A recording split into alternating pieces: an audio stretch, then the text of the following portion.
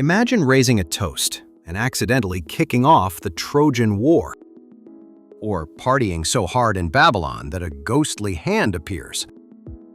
Tonight, we're crashing history's wildest banquets, coronations, and victory feasts.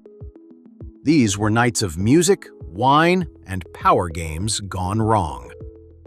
Kings lost crowns, empires changed course, and guests sometimes lost their heads. We'll hit disasters buried under legends and real events that feel invented. From volcano-interrupted dinners in Pompeii to betrayals over shining golden apples. By the end, you'll never look at a royal party the same. So grab a drink, sit back, and watch history's parties implode. Eris crashes wedding feast and accidentally starts the Trojan War. The wedding of Peleus and Thetis was supposed to unite gods.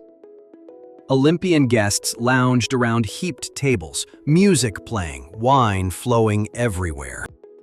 One name, though, was missing from the guest list: the goddess Eris. She showed up anyway, tossed a golden apple marked "for the fairest." Instantly, Hera, Athena, and Aphrodite grabbed for it like feuding siblings.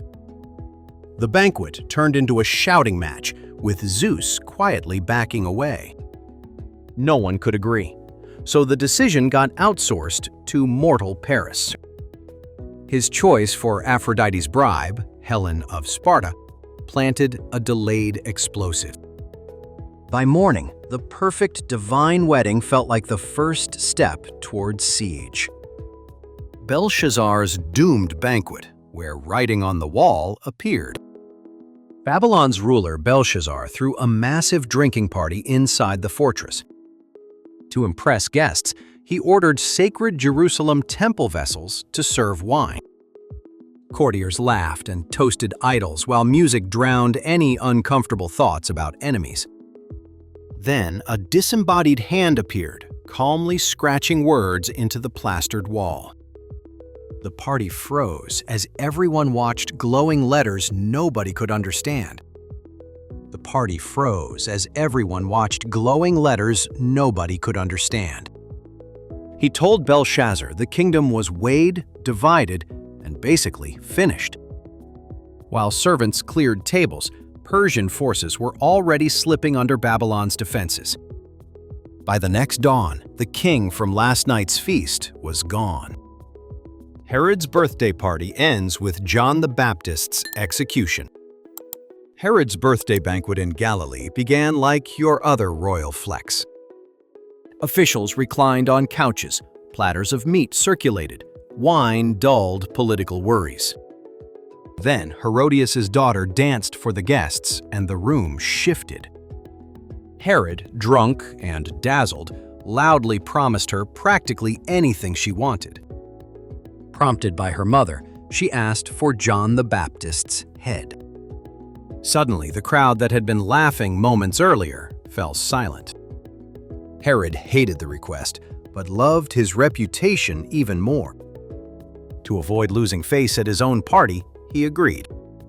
Servants returned with proof, and the birthday mood never really recovered after. Nero's dinner party, where teen heir Britannicus suddenly dropped dead. In Nero's Rome, dinner invitations from the emperor were both honor and threat. One evening, his teenage stepbrother Britannicus joined the glittering palace banquet. Everyone knew Britannicus had a better blood claim to the throne. During the meal, he complained his wine was too hot for drinking. A servant brought a cooled cup that had been prepared separately beforehand. Britannicus swallowed, convulsed at the table, and collapsed in front of guests. Musicians quickly played louder, and slaves hurried to clear nearby dishes. Nero brushed it off as an epilepsy attack and kept eating. For Rome's elite, that dinner confirmed exactly who controlled their future. Agrippina's mushroom feast that may have killed Emperor Claudius.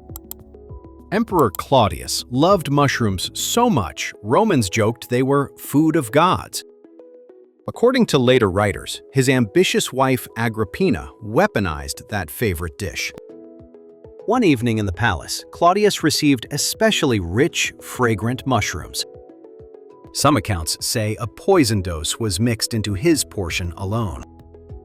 When he felt ill afterward, a doctor supposedly finished the job.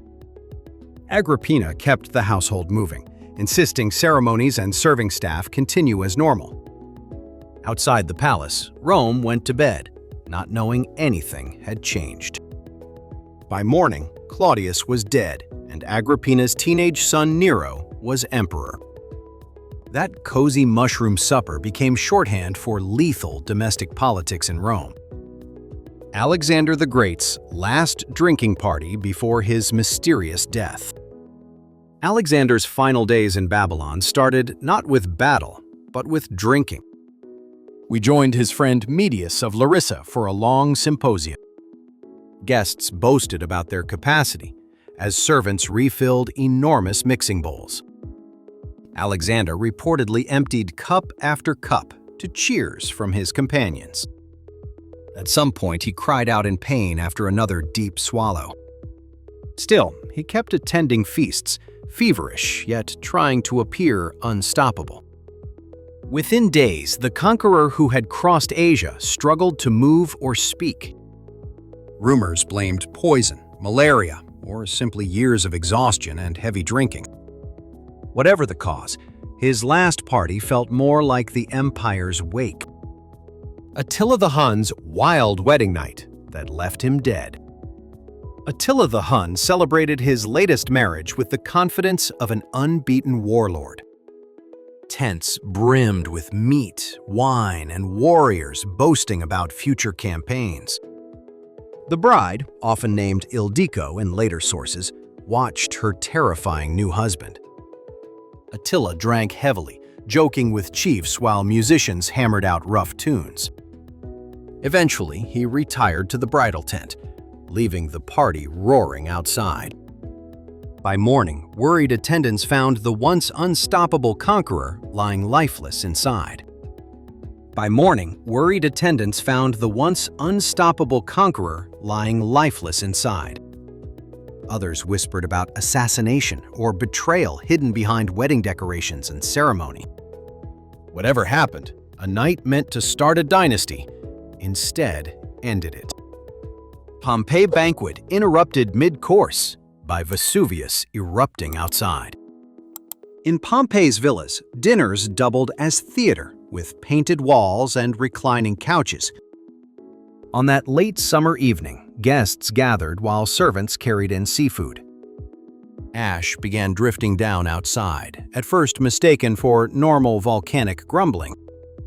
Hosts encouraged everyone to keep eating. Vesuvius had rumbled many times before. Hosts encouraged everyone to keep eating. Vesuvius had rumbled many times before.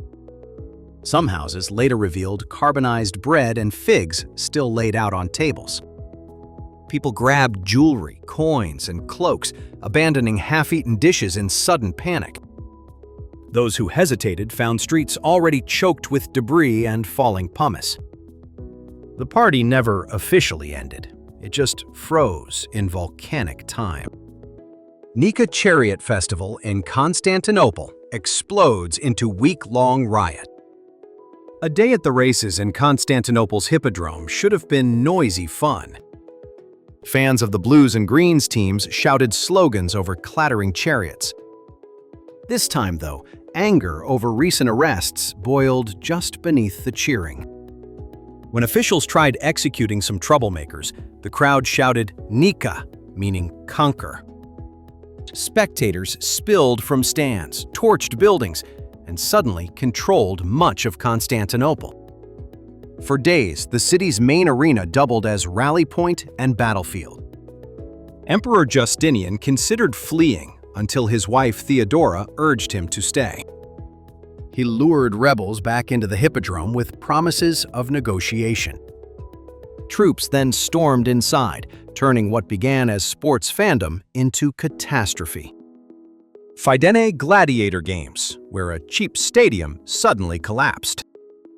Near Rome, a promoter built a wooden amphitheater at Fidenae to host gladiators. He cut corners on foundations so he could sell more cheap tickets. When word spread about the show, crowds packed into the stands anyway. During the fights, the structure began to groan under the swaying spectators. Without warning, huge sections of seating collapsed, dumping people into the arena. The noise drowned screams as timbers snapped and dust clouded the air. Ancient writers claim thousands were killed or maimed in the wreckage. The disaster horrified Rome and led to stricter building rules for arenas. For survivors, the worst part wasn't the gladiators, but the seating. Domitian's black banquet that convinced Roman senators they were doomed. Emperor Domitian once invited select senators to what sounded like a special honor. When they arrived, the banquet hall was draped entirely in black fabric. Each couch had a tiny funeral-style tombstone engraved with a guest's name. Servants, painted like underworld spirits, silently brought out unnervingly simple dark dishes. Candles cast just enough light to turn faces ghostly and suspicious. Guests whispered, convinced they were attending their own execution dinner in disguise. Instead, Domitian eventually dismissed them unharmed, acting amused by their terror. The next day, each man reportedly received expensive gifts from the emperor. It still did nothing to make dinner with Domitian feel less terrifying. Roman bacchanalia so out of control, the Senate cracked down.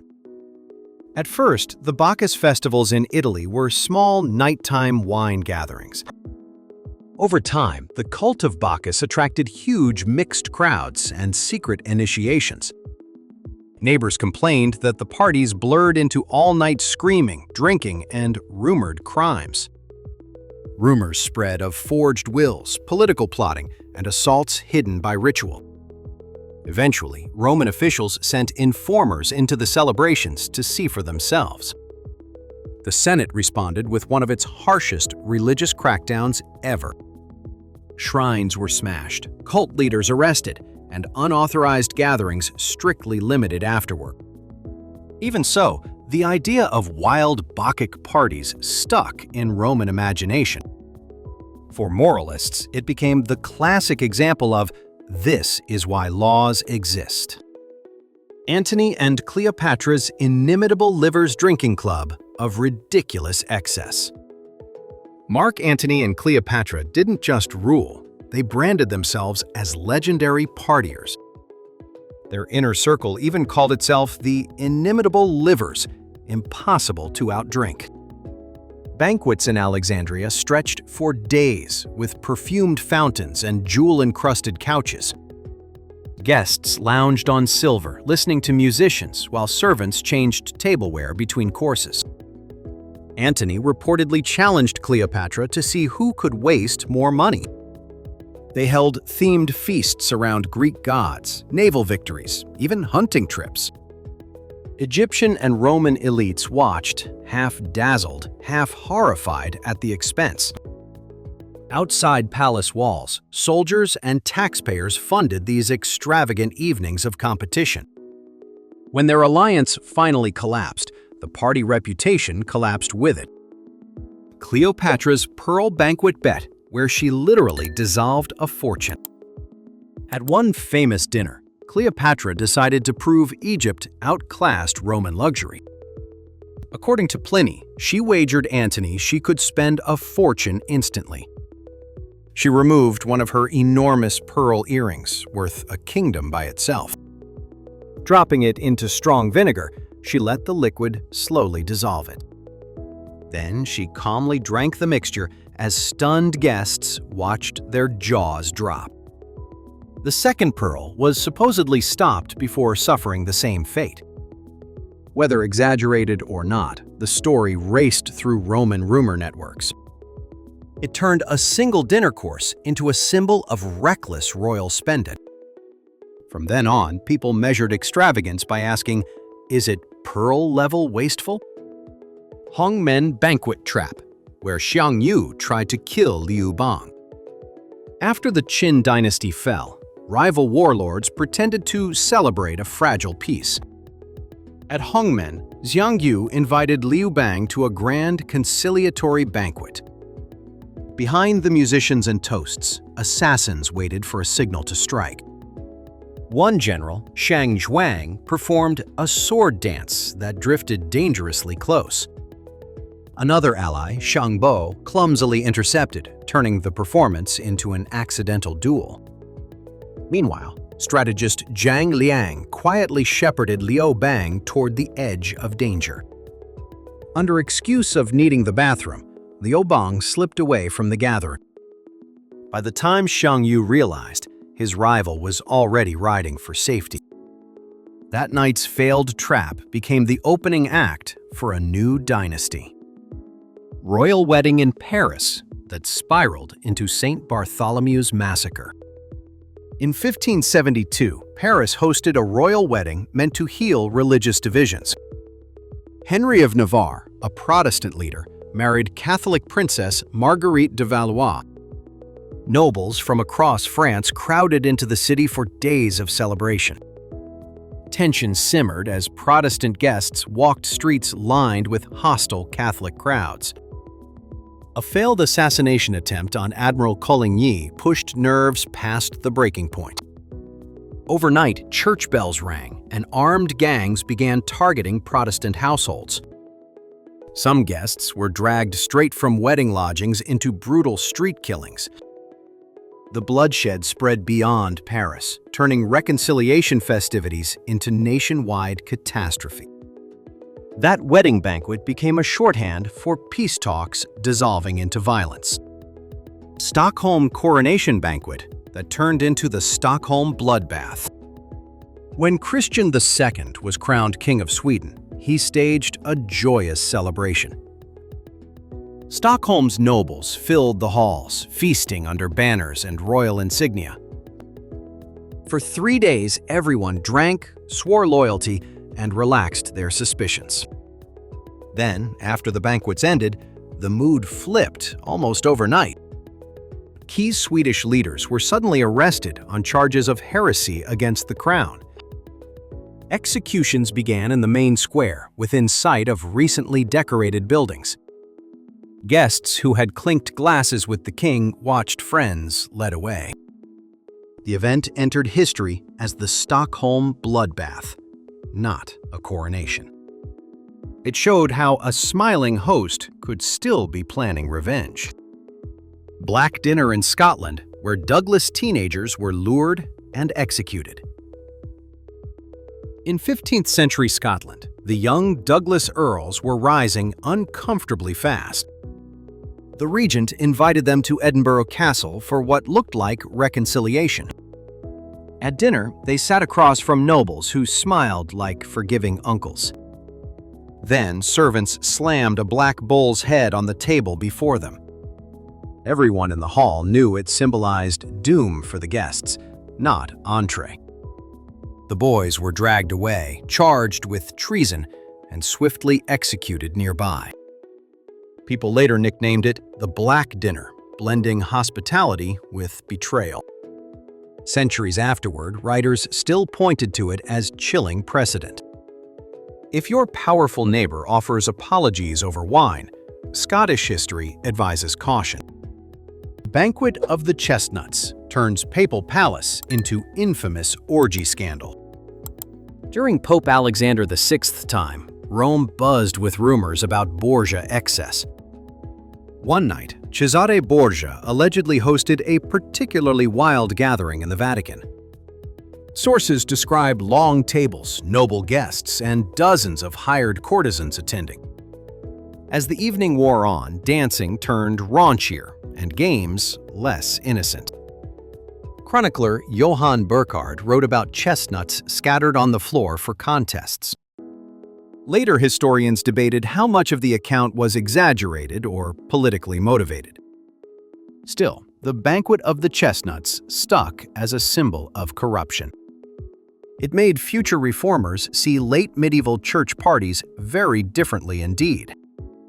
Erfurt Feast Hall collapse that sent nobles plunging into a latrine. In Erfurt, German princes and bishops once gathered to settle a land dispute. They met in an upper hall built directly above an old cesspit. Arguing nobles stamped, shifted, and leaned forward as voices rose. The overloaded wooden floor suddenly gave way beneath their heavy benches. Dozens plunged straight into the reeking latrine pit below the chamber. Survivors clung to broken beams, while others drowned in the filth. King Henry VI reportedly survived by grabbing a window and hauling himself up. The meeting's agenda disappeared. The talk afterward focused only on humiliation. It remains one of history's most literally disgusting political disasters. Princess Olga's Revenge Feast, where drunken Drevlians were slaughtered. After her husband, Prince Igor, was killed by the Drevlians, Olga plotted carefully. She first burned their envoys in a bathhouse, then asked for more visitors. Finally, she invited Drevlian nobles to a funeral feast in their honor. They arrived in Kiev, comforted by gifts and flattered by royal attention. Olga ordered large amounts of mead poured until her guests were completely drunk. When the crowd was stumbling and singing, she gave a quiet signal. Her warriors fell upon the unarmed Drevlians, cutting down hundreds in moments. What looked like reconciliation turned into another chapter of calculated vengeance. Later chroniclers still shuddered, describing how hospitality became her chosen weapon. Lorenzo Strozzi's Hell Banquet, where guests thought they were dead. In Renaissance Florence, Lorenzo Strozzi decided to throw a banquet people would remember. Guests entered a hall draped entirely in black, like a gigantic funeral tent. Tables were decorated with skulls, bones, and mock tombstones bearing attendees' names. Servants dressed as devils brought in grotesque foods shaped like scorpions and spiders. Every course was deliberately unsettling, making diners wonder what they had done. Some later accounts say proclamations were read as if announcing their deaths. Just when nerves snapped, hidden doors opened onto a brilliantly lit second hall. There, real food, music, and bright colors suddenly replaced the staged underworld. The Hell Banquet turned fear into entertainment, but it worked a little too well. Blood Feast of Roskilde, where Danish kings settled scores with blades. In 12th century Denmark, 3 rival kings finally agreed to share the kingdom. They met at Roskilde for a flushing feast, all smiles and toasts. Sweyn III, however, arrived with a secret plan rather than genuine forgiveness. During the banquet, his men suddenly attacked the other co-rulers and followers. One king, Canute, was killed on the spot amid overturned dishes. Valdemar, the remaining rival, barely escaped the bloody confusion that followed. The event became known as the Blood Feast of Roskilde in later chronicles. Far from stabilizing Denmark, it triggered another round of battles and betrayal. That dinner showed power-sharing agreements can end faster than dessert arrives. Abbasid banquet of blood that wiped out Umayyad princes overnight. When the Abbasids overthrew the Umayyad dynasty, they still had one problem. Many Umayyad princes remained alive, potential rallying points for future rebellions. So the new rulers invited them to a grand reconciliation banquet. The hall filled with richly dressed cousins who thought they'd secured pardons. Once everyone was seated and relaxed, soldiers blocked exits and drew weapons. One young prince supposedly escaped by hiding beneath bodies and fleeing later. He eventually reached Iberia, helping found the Umayyad line in Cordoba. That one bloody dinner closed one caliphate while quietly seeding another. From Alberigo's fig course signal that triggered a family assassination. In medieval Italy, Fra Alberigo invited relatives he supposedly wanted to reconcile with. The banquet unfolded peacefully, with polite conversation and every expected course. According to tradition, he had arranged a secret signal for his killers. When dessert time came, he cheerfully asked servants to bring the fruit. Instead of figs, armed men burst in and attacked the unsuspecting guests. The phrase cortesia di frate alberigo later meant hospitality hiding murderous intentions. Dante even placed him among traitors in the frozen depths of Inferno. There, Alberigo claims his soul is in hell while his body still lives. Few dinner hosts earned such a grim literary afterlife from one dessert request. Hotuna Games Banquet, where Swedish princes were suddenly seized. In early 14th century Sweden, King Birger and his brothers pretended to make peace. The dukes Erik and Valdemar arrived at Hotuna for what seemed reconciliation celebrations. During the feast, everyone drank and reminisced about campaigns and shared childhood memories. Then the mood snapped as the dukes turned on their royal host. Birger and his queen were seized in their own hall by relatives. For 2 years, the king languished in captivity while his brothers ruled. Later, Birger answered with his own revenge feast, the Nyköping Banquet. Swedish politics briefly looked less like parliament and more like family hostage drama. Lapith Wedding Feast, where drunken centaurs started a legendary brawl. The wedding of Perithous and Hippodamia should have united Lapiths and centaurs peacefully. Centaurs, unused to wine, drank heavily as the toasts kept coming. When the bride approached, the centaur Eurydion grabbed her in a drunken lunge. Other centaurs followed, trying to carry off women from the wedding party. Human guests grabbed whatever they could, table legs, cups, antlers, to fight back. The celebration turned into a mythic melee later carved on temple friezes. Artists used the scene to symbolize civilization wrestling with uncontrolled wildness. For the Lapiths, it was simply the worst wedding reception in history. No one invited centaurs to civil ceremonies after that story spread. Wedding of Peleus and Thetis, where a golden apple doomed Troy. Long before Troy burned, its destruction was planted at another fancy wedding. Peleus, a mortal hero, married Thetis, a sea goddess favored by gods. Their guest list included almost everyone important on Mount Olympus. Eris's golden apple, thrown in jealousy, had to be judged by someone. The decision eventually fell to Paris, Prince of Troy, minding his own business. Each goddess offered him a bribe, from power to wisdom to love. He chose Aphrodite's promise of Helen, already married in distant Sparta. That single choice turned a divine beauty contest into an international kidnapping. By the time dancers remembered this wedding, Trojan towers were already falling. Wedding at Cana nearly ruined when the hosts ran out of wine. In the Gospel of John, Jesus attends a village wedding in Cana. For a while, the celebration runs normally: music, family gossip, shared food. Then Mary notices the jugs are empty and the wine completely gone. In that culture, running dry meant humiliating your family before the neighbors.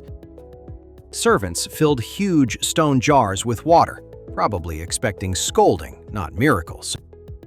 Jesus quietly told them to draw some and take it to steward.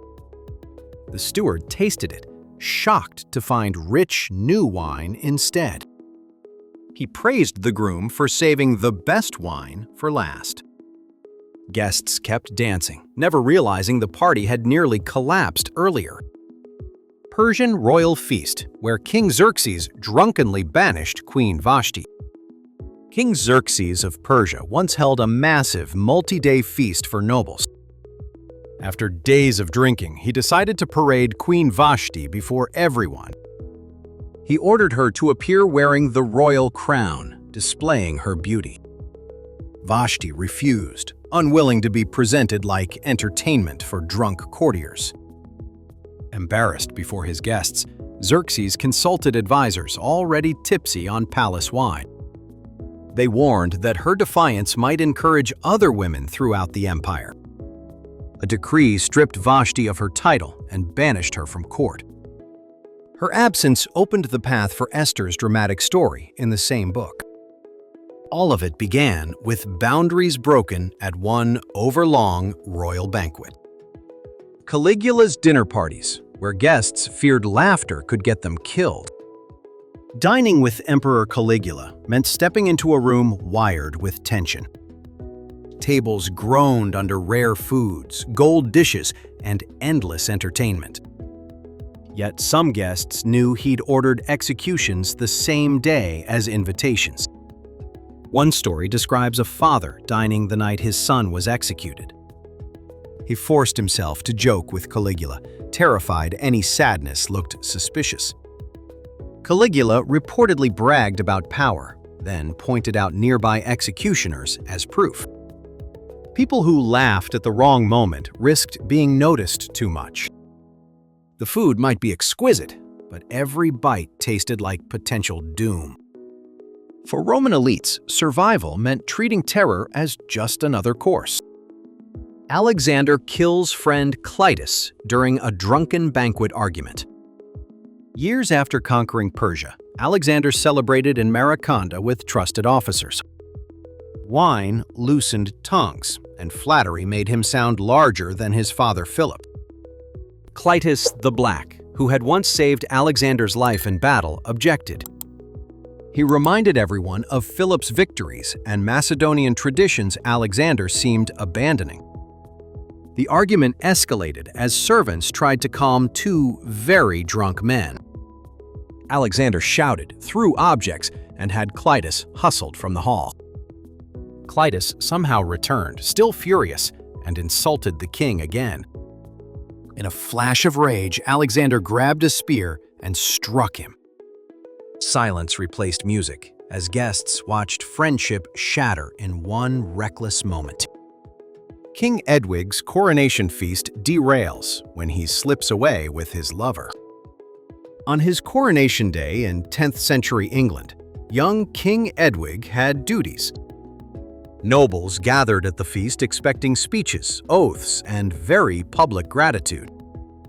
Instead, Edwig suddenly vanished from the table in the middle of proceedings. Bishop Dunstan was sent to find him and restore royal decorum. He discovered Edwig upstairs with his lover Elfgifu and her mother. The couple had apparently decided private celebration beat sitting with bishops. Dragged back to the hall, Edwig gained a reputation for scandalous behavior. Enemies later used the story to paint him as unserious and immoral. All because he chose romance over politics at the worst possible moment. Montezuma's coronation feast, featuring sacred mushrooms and hallucinating nobles. When Moctezuma II became ruler of the Aztec Empire, the celebrations were intense. Spanish chroniclers later described lavish feasts following grim human sacrifices on temple platforms. At one coronation banquet, honored nobles reportedly ate sacred hallucinogenic mushrooms. The mushrooms, called teonanacol, were believed to open visions from the gods. Guests laughed, wept, or saw terrifying omens as drums pounded outside. Some sources say the intoxication felt stronger than any amount of pulque. For the Aztec elite, communion with deities and political theater blended together. To the later Spaniards recording it, that dinner looked like madness and blasphemy. Either way, it was a coronation party no one easily forgot. Trimalchio's over-the-top Roman feast so excessive it feels real. Trimalchio's banquet in Petronius's Satyricon is technically fiction, but painfully recognizable. The nouveau riche ex-slave host shows off with courses shaped like constellations. Guests are treated to dishes that reveal live birds when cracked open. He times platters to zodiac signs, turning the meal into edible astrology. Waiters rehearse dramatic entrances while a slave announces the value of each course. Trimalchio boasts about his will, tomb, and future statue between bites. His drunken command to stage his funeral on the spot feels believable. Roman readers saw the satire as uncomfortably close to certain real dinner parties. Sometimes invented feasts reveal more truth about excess than official histories. Saturnalia party season, when Roman social order completely turned upside down. Every December, Romans dove into Saturnalia like a week-long controlled chaos experiment. Normal rules vanished. Masters served their slaves at candlelit household banquets. People wore bright party clothes instead of formal togas and greeted strangers enthusiastically. Gambling, usually frowned on, suddenly moved to center stage of the festivities. Even serious senators traded dignified speech for joking insults and role play. In many homes, a mock king of Saturnalia gave ridiculous orders. The festival let everyone blow off steam before returning to strict hierarchy. If you walked into Rome then, you'd think the Republic had collapsed. Instead, it was just their favorite winter party officially built into tradition. Commodus's gladiator festivals, where the emperor fought for drunken applause. Emperor Commodus preferred the arena to dusty council chambers and paperwork. He styled himself as a new Hercules, complete with lion skins and club. At lavish festivals, he entered the Colosseum to fight as a gladiator. Citizens watched their emperor killing animals from platforms or dueling heavily disadvantaged opponents. Rumors said opponents were ordered to lose or used blunted weapons. Senators shuddered as Commodus decapitated ostriches, then gestured toward their seating section. The crowd, full of wine and free grain, cheered nervously anyway. Each performance cost staggering amounts, funded by new taxes and confiscations. Rome got unforgettable entertainment, but its government rotted behind the spectacle. Blood wedding in Perugia, where Astore Baglioni's feast became a slaughter. In 1500, Perugia hosted the grand wedding of Astore Baglioni and Lavinia Colonna. The city's rival branches of the Baglioni family gathered under a fragile truce. Music filled the square while guests flowed between church, palace, and banquet tables. Behind the toasts, however, conspirators sharpened blades and rehearsed their routes. During the night, assassins struck sleeping relatives in houses around the piazza. Some bodies were hurled from windows into streets still strewn with decorations. By dawn, the wedding had become a full-scale family coup attempt. Paintings and chronicles later remembered it as Perugia's own bloody wedding. Few European marriage feasts matched that blend of silk, jewels, and murder. Medieval Afghan banquet of betrayal, where celebrating guests were massacred. In medieval Afghanistan, one local ruler invited rivals to a supposedly conciliatory feast. Travelers arrived with retinues, weapons left outside as a sign of trust. Inside, carpets, lamps, and steaming dishes created the illusion of genuine hospitality. Hosts poured generous cups of wine or sherbet, encouraging heavy drinking and relaxation. At a prearranged signal, hidden soldiers rushed in from side passages.